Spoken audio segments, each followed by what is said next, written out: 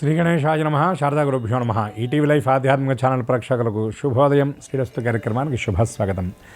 కార్యక్రమంలో భాగంగా శుభతిథి అంశంలో నేటి పంచాంగ వివరాలు చూద్దాం. ఆంగ్ల తేదీ 16వ తేదీ 1వ నెల 2025 సంవత్సరం గురువారం. స్వస్తి శ్రీ చాంద్రమానశ్రీ క్రోధినామ సంవత్సరం ఉత్తరాయణం. హేమంత ఋతువు పుష్యమాసం కృష్ణపక్షం. తదియ తిథి తెల్లవారుజామున 4:25 వరకు. తదుపరి చవితి. ఆశ్లేష నక్షత్రం మధ్యాహ్నం 12:03 వరకు. తదుపరి మఘా నక్షత్రం. ఆయుష్మాన్ యోగం రాత్రి 2:14 వరకు. తదుపరి సౌభాగ్య యోగం. వణిజకరణం సాయంత్రం 4:06 వరకు. తదుపరి విష్ఠీకరణం. నేటి అమృత ఘడియలు ఉదయం 10:23 నుండి మధ్యాహ్నం 12:03 వరకు. దుర్ముహూర్తం ఉదయం 10:30 గంటల నుండి 11:15 వరకు. తిరిగి దుర్ముహూర్తం మధ్యాహ్నం 3 గంటల నుండి 3:45 వరకు. నేటి వర్జ్యం రాత్రి 12:42 నుండి 2:23 వరకు. నేటి రాహుకాలం మధ్యాహ్నం 1:30 నుండి 3 గంటల వరకు. యమగండం ఉదయం 6 గంటల నుండి 7:30 గంటల వరకు. ఇక ఈనాడు తిథివార నక్షత్రాలను అనుసరించి చేయదగినటువంటి దేవతోపాసన గురించి చూచినట్లయితే ఈనాడు ఉన్నటువంటి పర్వం ముక్కనుమ అని పిలుస్తారు. కనుమకు ఉండేటటువంటి తర్వాత రోజు ముక్కనుమ అంటారు. అట్లాగే బొమ్మల నోము అని ఈవేళ ఆచరిస్తారు. ఏమిటి బొమ్మల నోము అంటే సంక్రాంతి పండుగ సందర్భంగా బొమ్మల కొలువు అని అనేక చోట్ల పెడతారు. ఈ బొమ్మల కొలువు కేవలం అలంకారప్రాయంగా ప్రదర్శన మాత్రంగా కాకుండా సమస్త శుభాలను మనకు అందించాలి అనేటటువంటి ఉద్దేశ్యంతో ఇంట్లో ఉన్నటువంటి చిన్నపిల్లల చేత ఈ బొమ్మలు పెట్టిస్తారు. ఈ బొమ్మలు పెట్టడంలో ఉన్నటువంటి అంతరార్థం ఏమిటంటే మన సంప్రదాయం చాలా గొప్పది, మన ధర్మం చాలా విశాలమైనది. ఇందులో చేతి వృత్తుల వాళ్ళు, చేతి కళల వాళ్ళు ఎవరైతే ఉన్నారో వాళ్ళని కూడా పోషించేటటువంటి క్రమంలో భాగంగా సంక్రాంతి పండుగకు ఈ బొమ్మల కొలువు చాలా విశేషంగా పెడతారు. దీంతోపాటు చిన్నపిల్లల చేత ఈ బొమ్మలు పెట్టిస్తారు. ఏమిటి అంటే దానివల్ల వాళ్ళకి ఆయుర్వృద్ధి అని చెప్తారు. దాంతోపాటు ఇంకొక విశేషం ఏమిటంటే ఈ బొమ్మలు ఏవి పెడితే అవి పెట్టడం కాకుండా రామాయణం, భారతం, భాగవతం, దశావతారాలు, అష్టలక్ష్ములు, ఈ విధంగా ఆయా కథలను, ఆయా సందర్భాలను, ఆయా సన్నివేశాలను ఆవిష్కరించే రీతిలో మన వాళ్ళు థీమ్ అంటుంటారు. ఆ థీమ్కి అనుగుణంగా అవన్నీ కూడా పెడుతూ ఉంటారు. ఎందుకు అంటే మన పిల్లలు ఎవరైతే ఉన్నారో వాళ్ళందరికీ మన సంప్రదాయం మీద అవగాహన కల్పించడం కోసం, దానితో పాటు మన ఇతిహాస, కావ్య, పురాణాలు ఏవైతే ఉన్నాయో వాటన్నిటినీ కూడా చక్కగా బోధించేటటువంటి ప్రక్రియలో భాగంగా ఈ విధంగా బొమ్మల కొలువు అనేటటువంటి దాన్ని పెడతారు. ఏదో ఒక పూట పెట్టి తీసివేయటం కాకుండా ఈ 3 రోజుల పాటు చక్కగా ఈ బొమ్మల కొలువును ఏర్పాటు చేసి 4వ రోజు అయినటువంటి ఈ రోజున ఇళ్ళ దగ్గర ఉండేటటువంటి వాళ్ళను, చిన్నపిల్లలను, ముత్తైదువులను వాళ్ళందరినీ పిలిచి ముత్తైదువులందరికీ కూడా బొట్టు పెట్టి తాంబూలం ఇచ్చి చిన్నపిల్లలకు వాళ్ళు తినేటటువంటి తినుబండారాలను, పండ్లను చక్కగా పెట్టిన తరువాత ఈ బొమ్మల కొలువును ఈరోజు పూర్తి చేస్తారు. అందుకే దీన్ని బొమ్మల నోము అని పిలుస్తారు. అట్లనే సావిత్రి వ్రతం, సరస్వతికి మరొక స్వరూపమే సావిత్రి. అటువంటి శుభ విద్యలను ప్రసాదించేటటువంటి తల్లి ఆవిడ. ఎందుకంటే విద్య అంటేనే మనకి సంప్రదాయంలో చెప్పే మాట ఏంటంటే సా విద్య యా విముక్తయే. ఏ విద్య అయితే మనకు బంధాల నుండి విముక్తిని కల్పిస్తుందో, ఏ విద్య అయితే మనకి అజ్ఞానం నుండి మనల్ని దూరం చేస్తుందో దాన్నే విద్య అన్నారు. అటువంటి విద్యలలోకెల్లా విశేషమైనటువంటి విద్యలను ప్రసాదించినటువంటి తల్లి సరస్వతి స్వరూపమైనటువంటి సావిత్రి. అటువంటి సావిత్రి వ్రతం కూడా ఈనాడు ఆచరిస్తారు. ఈ బొమ్మల నోముగా చెప్పబడేటటువంటి ఈ ముక్కనుమ నాడు భోగి పండుగ నాడు చేయవలసినటువంటి కృత్యాలు, సంక్రాంతి పండుగ చేయవలసినటువంటి కృత్యాలు, కనుమ పండుగ నాడు ఆచరించవలసినటువంటి విధులు, ఏదైనా కారణాంతరముల చేత చేయలేనటువంటి వాళ్ళు, కుదరనటువంటి వాళ్ళు ఆచరించడానికి వీలైన అనువైనటువంటి తిథి ఆ రోజు ఈ ముక్కనుముగా చెబుతారు. అటువంటి ఈ పర్వదినం నాడు, అందులో ఇవాళ గురువారం కనుక గురుదేవతా స్వరూపమైనటువంటి దక్షిణామూర్తి దత్తాత్రేయుల యొక్క దివ్యకృప అందరికీ పరిపూర్ణంగా ఉండాలని మరొక్కసారి ఆశిస్తూ శుభం.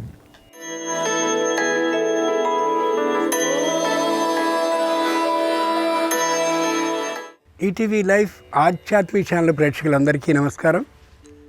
శ్రీరస్తు కార్యక్రమంలో గ్రహయోగం అంశానికి స్వాగతం. ఈనాటి గ్రహయోగం శీర్షికలో మేషాది ద్వాదశ రాశుల వారికి కలిగే శుభ అశుభ ఫలితాలని, అవసరమైన సందర్భాల్లో ప్రత్యామ్నాయ మార్గాల్ని తెలుసుకుంటారు. అంతేకాక ఏ రాశి వారికి ఈ రోజున ఏ దిక్ప్రయాణం లాభకరంగా ఉంటుందో, ఏ రాశి వారికి ఏ దైవ దర్శనం సకల శుభ ఫలితాలని కలిగించబోతోందో, ఏ రాశివారు ఏ రంగు దుస్తుల్ని ధరించినట్లయితే అన్నీ శుభంగా పరిపూర్ణం అవుతాయో, ఏ రాశి వారికి ఏ సంఖ్య నేటికి మాత్రం అదృష్ట సంఖ్యగా పరిణమించబోతోందో ఆ విశేషాల్ని క్రమంగా తెలుసుకుంటారు. ముందుగా నేటి పంచాంగం. ఈరోజు తృతీయ అంటే తదియ, గురువారం, నక్షత్రం ఆశ్లేష. ఇక నేటి ప్రత్యేకతకు వస్తే సావిత్రి గౌరీ వ్రతం, అలాగే బొమ్మల కొలువు ఈ రోజున ఏర్పాటు చేస్తారు. బొమ్మల కొలువు దగ్గర ఒక్క మాట చెప్పుకొని విశేషంలోకి వెళ్ళిపోదాం. 9 అరలు కలిగినటువంటి చక్కరైన అంటే 9 మెట్లు కలిగినటువంటి ఒక విధానాన్ని ఏర్పాటు చేసుకోవాలి.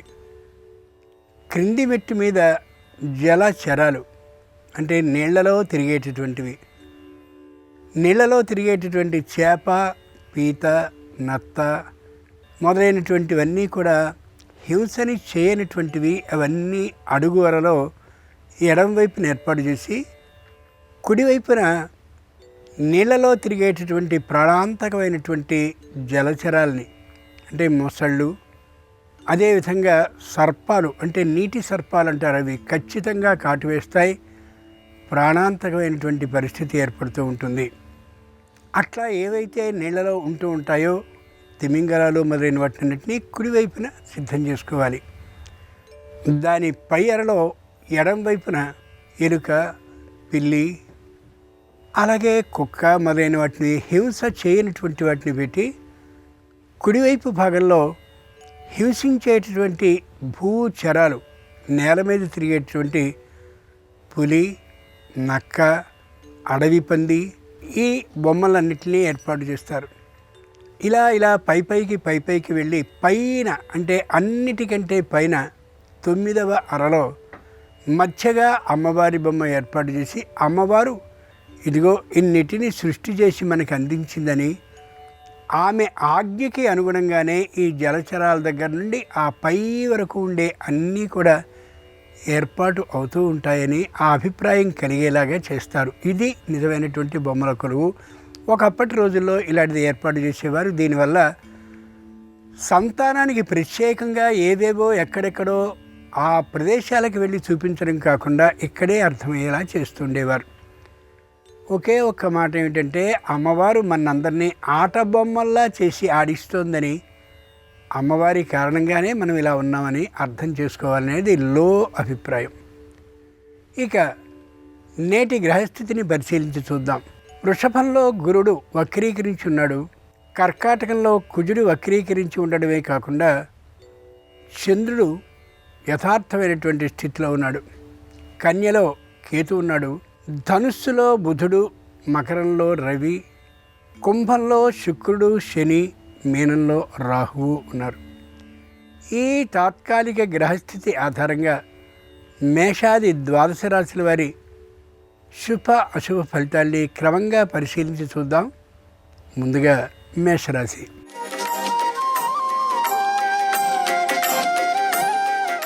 ఈరోజు మేషరాశి వారు ప్రతి విషయంలోనూ అప్రమత్తంగా ఉండాలి. ప్రారంభించిన ప్రతి పని అవుతుంది, అయితే చెప్పలేనంతటి ప్రయత్నం చేసినప్పుడు మాత్రమే అది సాధ్యమవుతూ ఉంటుంది. తాత్కాలికమైనటువంటి ఈర్ష్య, అసూయ, ద్వేషము ఉన్నటువంటి వారి ద్వారా చిన్నమైనటువంటి ఇబ్బందులు కలగచ్చు. పనిని పూర్తి చేసేటటువంటి సందర్భంలో వాటిని పట్టించుకోకుండా ఉండాలి తప్ప ప్రతిస్పందించడం ఏమాత్రం సరి కాని విషయం. అందరూ అనుకూలంగా ఉంటారు. కుటుంబంలో ఏకాభిప్రాయ సాధన సాగుతూ ఉంటుంది.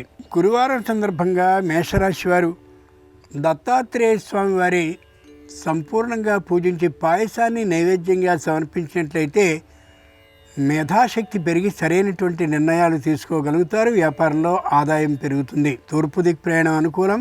కలిసొచ్చే రంగు ఎరుపు. అదృష్ట సంఖ్య 9.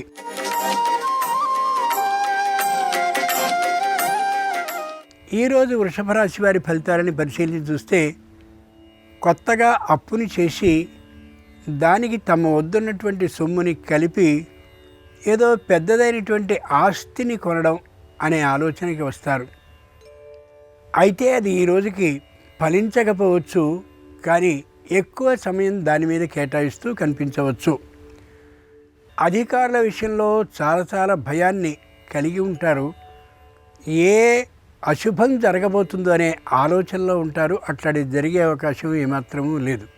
గురువారం సందర్భంగా సూర్యుణ్ణి ఆరాధించి వడపప్పుని నైవేద్యంగా సమర్పించినట్లయితే జ్ఞాపక శక్తి బాగా పెరిగి రావలసిన బకాయిలన్నీ సుఖంగా వస్తాయి. ఆర్థిక లాభాన్ని పొందగలుగుతారు.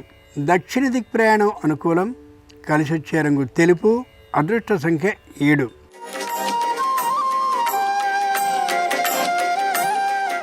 ఈరోజు మిథున రాశి వారి ఫలితాలని పరిశీలించి చూస్తే దూరభార ప్రయాణాలని చేస్తుంటారు కాబట్టి విపరీతమైనటువంటి శారీరకమైన అలసటకి గురై ఉంటారు. అంతేకాక కొన్నాళ్ల పాటు ఈ ప్రదేశంలో లేకుండా ఎక్కడికో దూర ప్రాంతానికి వెళ్ళినటువంటి కారణంగా ఉద్యోగ బాధ్యతలు మరిన్ని ఉండేటటువంటి కారణంగా మానసికంగా కూడా అలసిపోయి ఉండొచ్చు. ఏ విధమైనటువంటి అధికారుల నుండి ప్రతిస్పందన వ్యతిరేకంగా ఉండే అవకాశం లేదు. అయితే తగినటువంటి విధంగా ప్రతిస్పందిస్తూ ఉండడం చాలా అవసరం. అనుకూలంగా మాత్రమే. గురువారం సందర్భంగా మిథున రాశి వారు సరస్వతీదేవిని ఆరాధించి బెల్లపు పరమాన్నాన్ని నైవేద్యంగా సమర్పించినట్టయితే ఆకస్మికంగా శుభవార్తని వినే అవకాశం ఉంది. ఆర్థిక లాభం కలుగుతుంది. పశ్చిమ దిక్ ప్రయాణం అనుకూలం. కలిసొచ్చే రంగు నీలం. అదృష్ట సంఖ్య 5.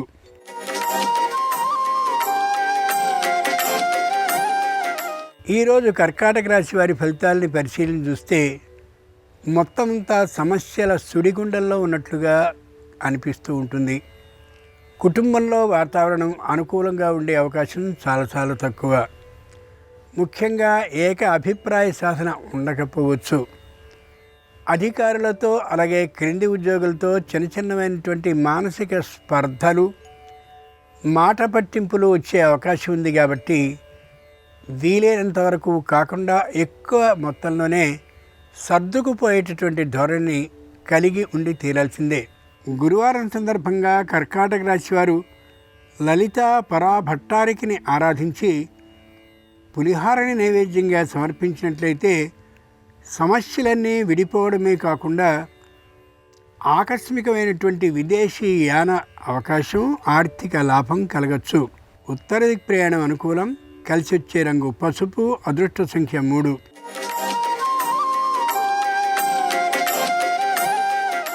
ఈరోజు సింహరాశి వారి ఫలితాలని పరిశీలించి చూస్తే చేసినటువంటి తప్పుల్ని చాలా జాగ్రత్తగా ఏకాంతంగా ఆలోచించుకుని సరైన త్రోవకి రావాలనే దృఢ నిర్ణయాన్ని తీసుకుంటారు. కుటుంబ సభ్యులంతా ఈ విషయానికి అనుకూలంగా ఉంటూ ఉండేటటువంటి కారణంగా మానసికంగా ప్రశాంతంగా ఉండగలుగుతారు. తమకున్నటువంటి స్థిరమైన ఆస్తుల్లో ఒకదాన్ని ఏ మూల్యం వచ్చినా ఆ ధరకి అమ్మేసి ఇంత ముందు వరకు ఉన్నటువంటి రుణాలన్నింటినీ తీర్చేసి ప్రశాంతంగా ఉండాలనే స్పష్టమైన నిర్ణయానికి వస్తారు. గురువారం సందర్భంగా సింహరాశి వారు హయగ్రీవుణ్ణి పూజించి దధ్యోదనాన్ని నైవేద్యంగా సమర్పించినట్లయితే నూతన ఉద్యోగ అవకాశం ఉండొచ్చు. ఈశాన్య దిక్ ప్రయాణం అనుకూలం. కలిసొచ్చే రంగు తెలుపు. అదృష్ట సంఖ్య 2.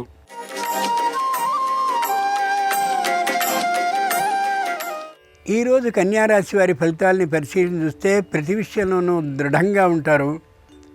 ఏమాత్రపు మాట గట్టితనాన్ని తగ్గకుండా ఉంటారు. అధికారులతో మాట్లాడేటటువంటి సందర్భంలో కూడా నిలబెట్టి మాట్లాడినట్టుగా కఠినంగా వ్యవహరిస్తారు.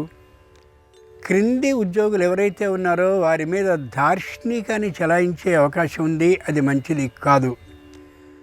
ఏ విధమైనటువంటి రుణాన్ని తీసుకోవాల్సిన అవసరం లేనటువంటి కారణంగా పెద్దదైనటువంటి సంస్థలో పెట్టుబడిని పెట్టాలి అనేటువంటి నిర్ణయానికి వచ్చేస్తారు. ఎవరు దాని గురించినటువంటి పూర్వాపరాలను చెప్పినా వినేటటువంటి పరిస్థితిలో ఉండకపోవచ్చు. అది మంచిది కాకపోవచ్చు. గురువారం సందర్భంగా కన్యారాశి వారు కుమారస్వామి వారిని పూజించి పటిక బెల్లాన్ని నైవేద్యంగా సమర్పించినట్టయితే వివాహాది శుభకార్యాలు తప్పక అనుకూలిస్తాయి. అంతేకాక విశేషమైన ధన ఆర్జనకి అవకాశం కూడా ఉండొచ్చు. ఆగ్నేయ దిక్ ప్రయాణం అనుకూలం. కలిసొచ్చే రంగు నలుపు. అదృష్ట సంఖ్య 2.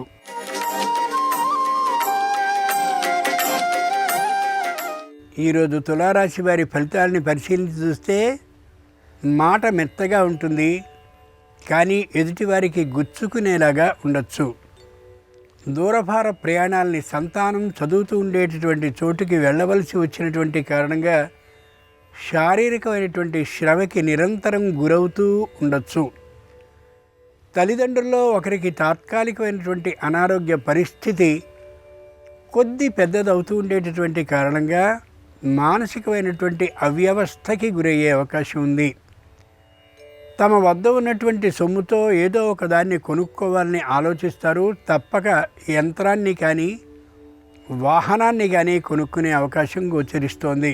గురువారం సందర్భంగా తులారాశి వారు గణపతిని పూజించి బెల్లం ముక్కల్ని నైవేద్యంగా సమర్పించినట్లయితే సకల విఘ్నాలు తొలగిపోయి పదవి ఉన్నతి ఆర్థిక లాభము కలిగే అవకాశం ఉండొచ్చు.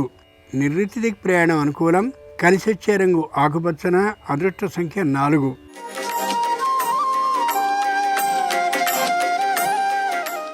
ఈరోజు వృశ్చిక రాశి వారి ఫలితాలని పరిశీలించి చూస్తే రహస్యంగా ఏ పనికైనా ఒక నిర్ణయానికి వచ్చేస్తారు.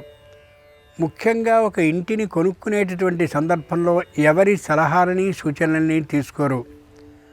అలాగే వివాహాది ప్రయత్నాల్ని కూడా సొంతంగా చేసుకుని అది ఎవరికి ఇష్టం ఉన్నది లేనిది కనీసం ఆలోచించుకోకుండా ఒక నిర్ణయానికి వచ్చేస్తారు. అది తల్లిదండ్రుల దగ్గర నుండి ఎవరికి ఇష్టం లేకపోయినప్పటికీ కూడా అదే మాట మీద నిలబడిపోతారు. ఇటీవల స్థాపించినటువంటి సంస్థ విశేషమైన ఆర్థిక లాభాన్ని చేకూరుస్తున్నటువంటి కారణంగా ఎవరి మాటని విననంతటి అహంకార భావానికి గురి అయి కనిపిస్తూ ఉంటారు. గురువారం సందర్భంగా వృశ్చిక రాశి వారు పద్మావతీదేవిని పూజించి అరటి పండ్లను నైవేద్యంగా సమర్పించినట్లయితే మానసిక ప్రశాంతతతో పాటు నూతన ఉద్యోగ ప్రాప్తి ఉండొచ్చు. దక్షిణ దిక్ ప్రయాణం అనుకూలం. కలిసి వచ్చే రంగు ఆకుపచ్చన. అదృష్ట సంఖ్య 3.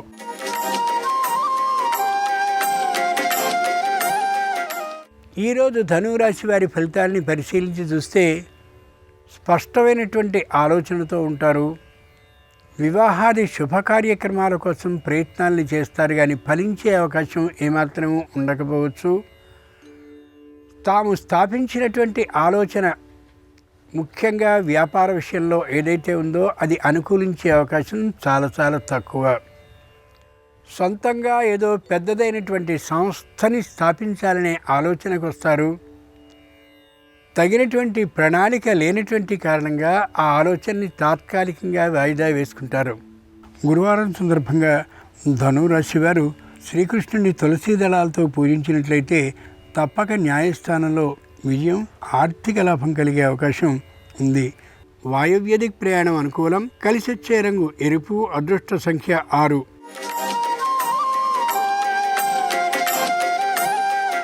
ఈరోజు మకర రాశి వారి ఫలితాలని పరిశీలించి చూస్తే మానసికంగా దృఢంగా ఉండగలుగుతారు. అయితే శారీరకమైనటువంటి అనారోగ్యం అలా తొంగి చూస్తూ ఉంటుంది ప్రతి క్షణం. మానసికంగా ధైర్యంగా ఉన్నప్పటికీ కూడా వైద్య పరీక్షల్ని తప్పక చేయించుకోవడం అత్యవసరం. సంతానం అంతా అనుకూలిస్తూ ఉండేటటువంటి కారణంగా శారీరకమైనటువంటి అనారోగ్యం లేనట్లుగా అనిపిస్తారు, కానీ శారీరక అనారోగ్యం స్పష్టంగా ఉంటుంది. తాత్కాలికమైనటువంటి మధ్యమ వైద్య పరీక్షల్ని చేయించుకోవడం అవసరం. విశేష పరీక్షల అవసరం మాత్రం ఉండకపోవచ్చు. గురువారం సందర్భంగా మకర రాశి వారు లక్ష్మీదేవిని పూజించి అరటి పండ్లని నైవేద్యంగా సమర్పించినట్లయితే రావలసిన బకాయిలన్నీ అశ్రమంగా సుఖంగా వచ్చే అవకాశం ఉంది. ఆర్థికంగా మరింత బలపడే అవకాశం గోచరిస్తోంది. ఉత్తర దిక్ ప్రయాణం అనుకూలం. కలిసి వచ్చే రంగు తెలుపు. అదృష్ట సంఖ్య 8.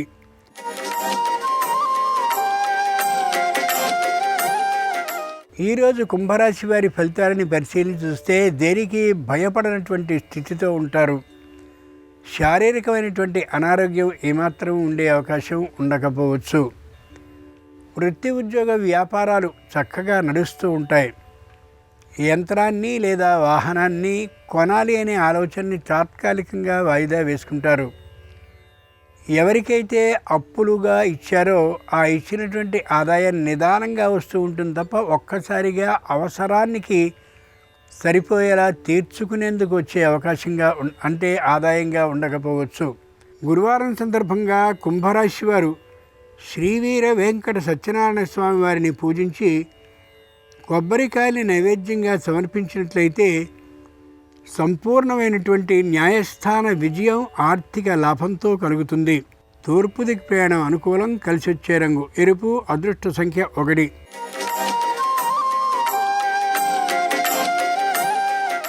ఈరోజు మీనరాశి వారి ఫలితాలని పరిశీలించి చూస్తే మానసికంగా అవ్యవస్థ స్థితిలో ఉంటారు.